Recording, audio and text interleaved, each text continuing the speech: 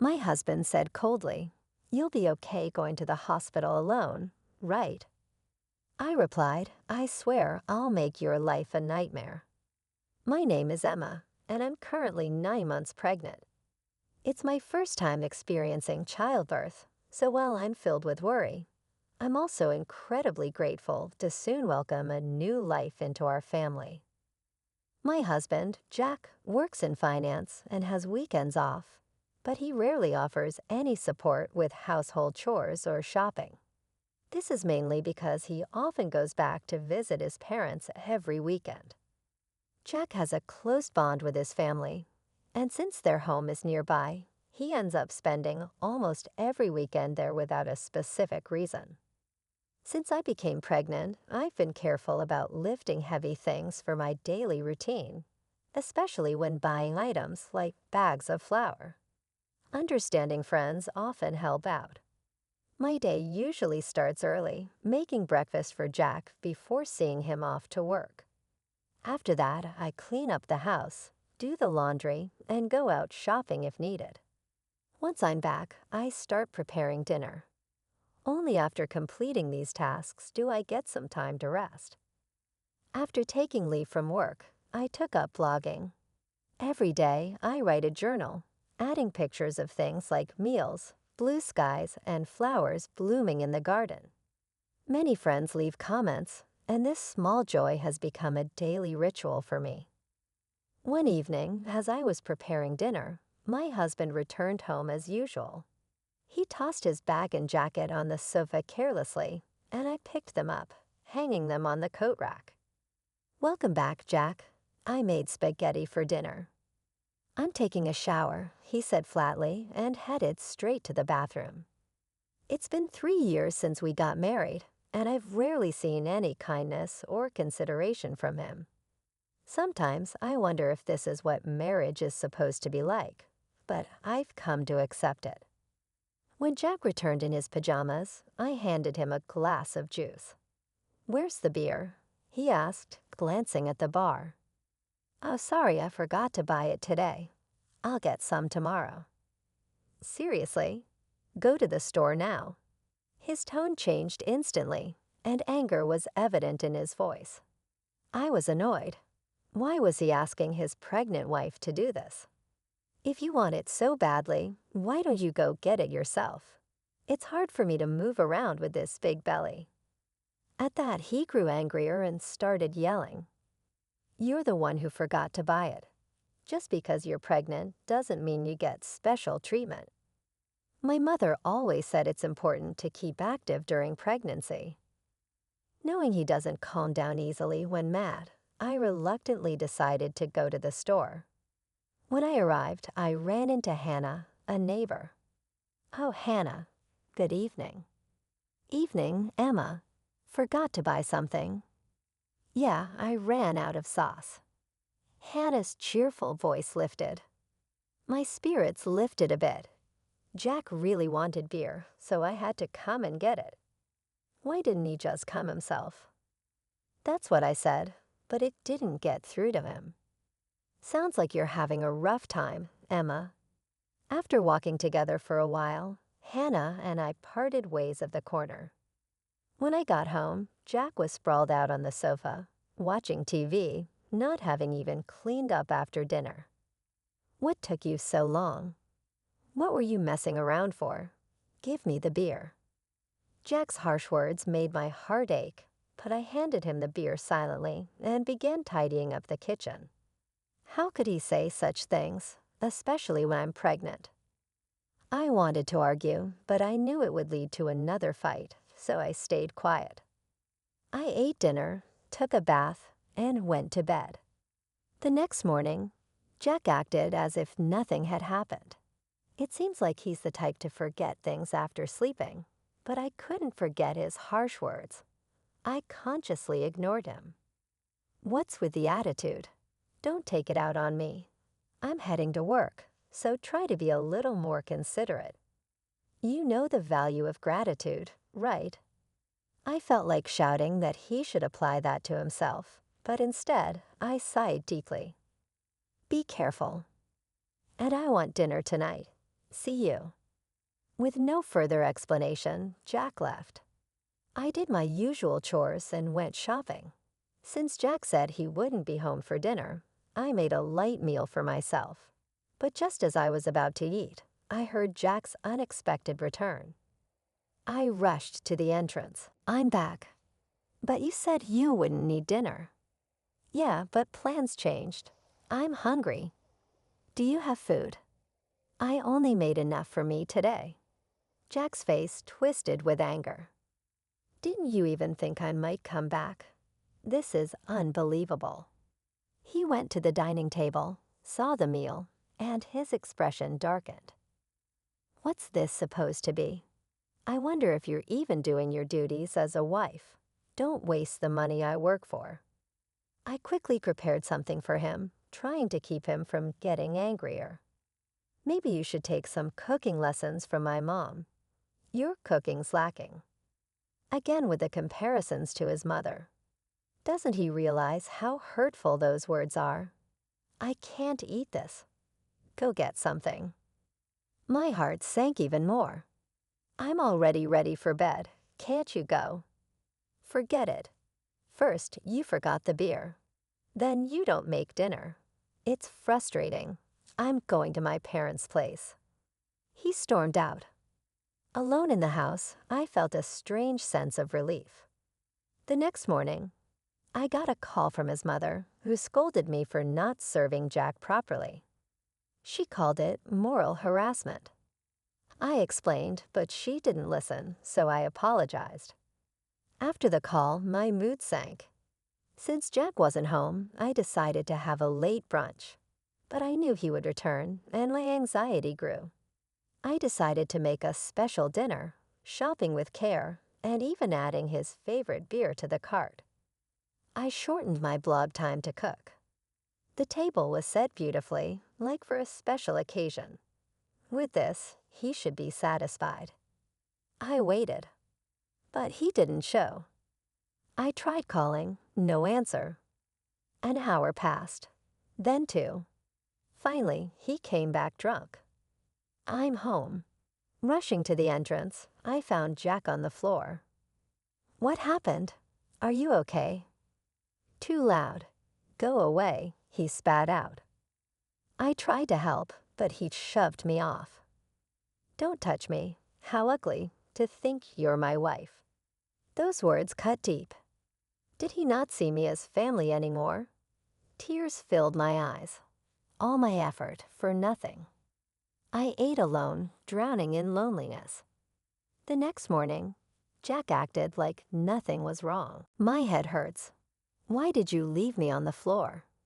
You lay there yourself. It's not my fault. Aren't you my wife? Take care of me." Why does he always blame me? If you weren't going to eat at home, you could have at least let me know. I made a nice meal and called multiple times. Why didn't you answer? My party got rescheduled. Do I have to report everything? Every word cooled my heart. Lately, being with you is so unpleasant and boring. Divorce started to seem like an option. Our baby is too soon. Though I've heard about labor pains, my excitement outweighs the fear. Neighbors often say, it's just a bit longer. One day, Jack made a suggestion. "Want to go on a family trip?" I was shocked. "Really?" "Yes, with my parents." I was stunned. "Why?" "I'm about to give birth." Just because you're pregnant doesn't mean you're sick. His parents are inviting us. I was speechless. But if something happens, it'll be fine. Everything's set. We'll go for 2 nights next week. But next week is my due date. Do as you're told. He left. Feeling desperate, I sought advice from a friend who agreed it was too much. But the trip day arrived. "Actually, I'm not well." "Rest in the car. You'll be fine." We loaded the car. "Is this okay?" I noticed warmth on my feet. My water broke. "Jack, I think my water broke. Take me to the hospital." Jack's eyes widened. You serious? Yes, now. While I tried to clean up, he suddenly opened the door. What are you doing? Get out. You'll mess up the car. Shocked, I pleaded, but he slapped me and dragged me out. I can't believe this. We were going on a trip. Go to the hospital alone. He drove off, leaving me overwhelmed. I dialed for an ambulance when Hannah approached. Emma, are you okay? Seeing my state, she arranged a special taxi, comforting me. Grateful, tears streamed down my face. I arrived safely, thanks to her help. On the way, I made a silent vow. I'll make him pay for this. Even as the labor pains grew, Hannah held my hand. She called my parents, who soon arrived, deeply worried. There's something I want to discuss, Hannah whispered, and they left the room. My pain intensified. My phone vibrated. Who is it? My parents answered, frowning. It's Jack. I took the call. Help me, he said. But I couldn't talk. I hung up. Despite my parents turning off my phone, he kept messaging. After some time, I finally heard my baby's cry. Exhausted, I saw my parents and Hannah smiling warmly before I closed my eyes to rest. When I woke up, my parents were beside me. Are you okay? My mother asked. Still feeling tired, I noticed Hannah was gone. Responding to my look, my mother said she left earlier. Grateful, I promised to thank her after being discharged. Checking my phone, I saw countless missed calls from Jack, but I felt no hope. One friend visited, and I shared what happened. Shocked, she said, he deserves to be punished. Later, my parents asked, "What's your plan?" I'm considering divorce, I told them. They supported me. After discharge, I stayed at my parents' home. Jack visited, but the hospital staff didn't let him in. The next day, Hannah came, holding a fruit basket. You seem better, but don't overdo it, she said. Thank you for everything. I expressed my gratitude. Hannah laughed. What matters is you and the baby are healthy. I bowed deeply. I'll visit soon to thank you. Hannah chuckled. My husband's furious. I'm sorry for dragging you into this mess, I said. Don't worry. You owe me, she teased. I realized Hannah's true nature. She was the wife of Jack's company's CEO. Jack never knew Hannah had suggested talking to her husband, but I declined, not wanting to trouble her. However, this incident pushed her to act. I was overwhelmed by her support. Jack kept messaging, but I ignored him. Thinking of divorce, I felt clear-headed.